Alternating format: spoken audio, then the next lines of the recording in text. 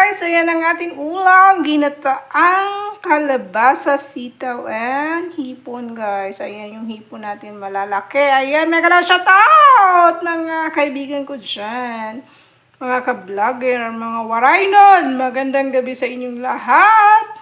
O diba, yan ang ating hipon, ulam natin. At mayroon tayo dyang steam na maya-maya guys. Pinutol natin yan guys kasi alam mo naman, putol ang pagmamahal natin, charot. Hindi guys, yan, kasi malaki, hindi kasya sa kaldero. Yan ang kaputol niya guys. O, diba?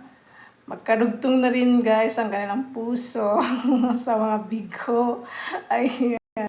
At itong ating inihaw guys, nahasa-hasa, ayan, nasunog na yung mga pinaglalagay kong mga rekado dyan. Medyo masarap naman guys. Pasti yung kamatis na sinama ko doon. So nilagyan ko tuyo kalamansi. Ayan. Thank you so much.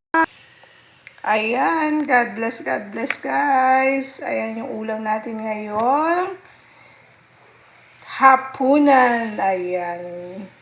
Mega lang shoutout mga waraynon at lahat. Bisaya, Mindanao, at sa ang sulok man ng mundo. Mega love shoutout sa inyong lahat. Ayan. Thank you so much for support.